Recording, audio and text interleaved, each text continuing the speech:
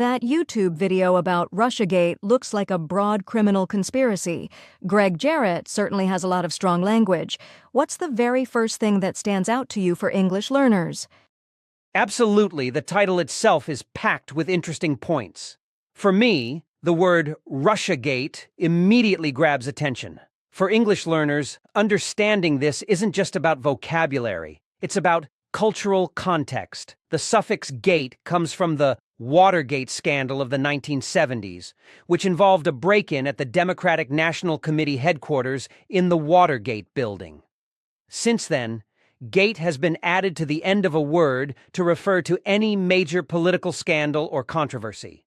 So, when you hear Russiagate, it signals a significant scandal involving Russia, specifically allegations of Russian interference in the 2016 U.S. presidential election and potential collusion.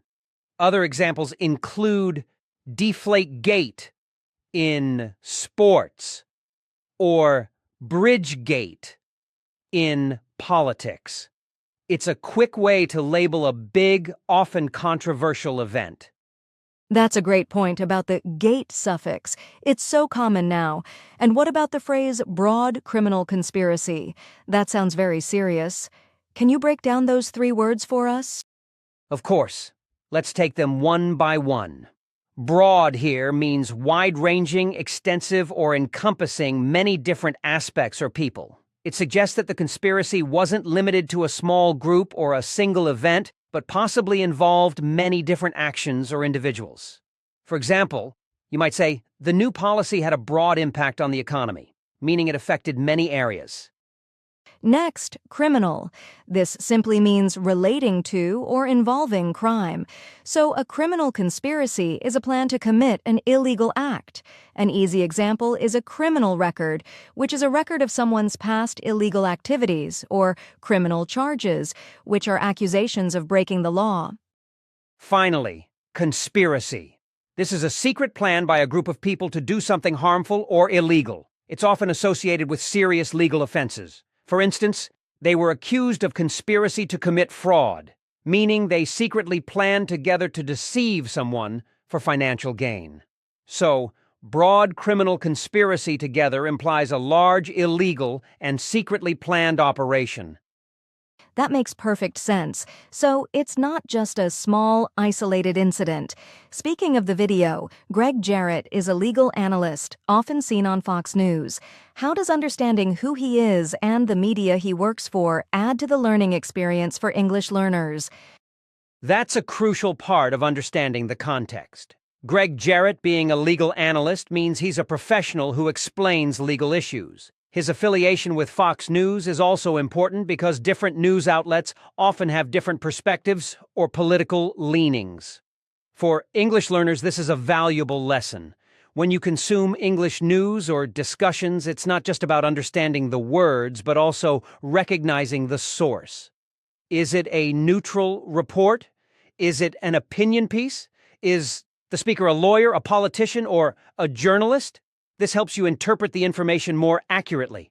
Understanding that Greg Jarrett is giving a legal opinion based on his interpretation of events rather than stating a proven fact is key to critical listening.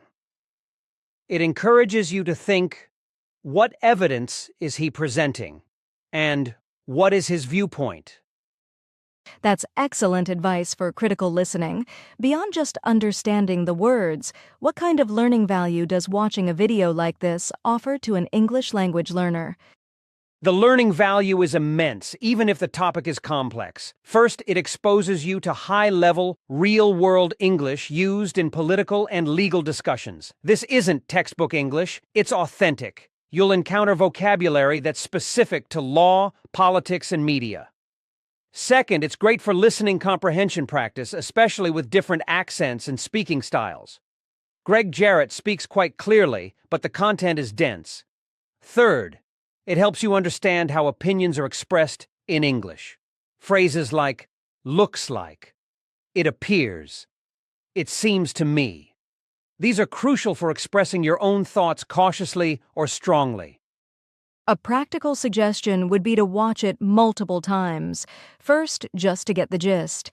Then, on a second watch, pause frequently to look up unfamiliar words or phrases. You can even try to summarize key points in your own words. That's a great strategy. You mentioned looks like earlier. Could you explain the nuance of looks like compared to, say, seems like or is? Absolutely. Looks like and seems like are very similar and often interchangeable when you're making an observation based on appearance or an impression, but without having complete certainty. For example, it looks like it's going to rain, or it seems like it's going to rain. Both suggest you think it will rain based on the clouds, but you're not 100% sure. The difference is subtle. Looks like often implies a visual impression, while seems like can be more about a general feeling or inference. In the context of the video title, Russiagate looks like a broad criminal conspiracy. It means that based on the evidence or information available to Greg Jarrett, it appears to him that it fits the description of a broad criminal conspiracy. He's not saying definitively Russiagate is a broad criminal conspiracy, which would be a direct statement of fact, but rather that it has the characteristics or appearance of one. It signals an opinion or an interpretation, not a verified fact. This nuance is vital in understanding persuasive language. That's a fantastic distinction. So, it's about expressing a strong opinion or inference without absolute certainty. For learners who want to go deeper with a video like this, beyond just vocabulary, what's one more practical suggestion? My top practical suggestion is to engage actively with the content. Don't just passively listen. After watching, try to explain the main idea of the video to someone else, or even just to yourself out loud. Can you summarize Greg Jarrett's main argument? Can you identify the key pieces of information he uses to support his claim? This forces you to process the English you've heard and reformulate it, which is an excellent way to practice speaking and build confidence.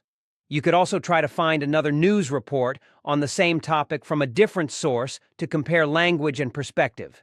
This helps you see how the same event can be discussed using different vocabulary and tones, further enhancing your understanding of English in context.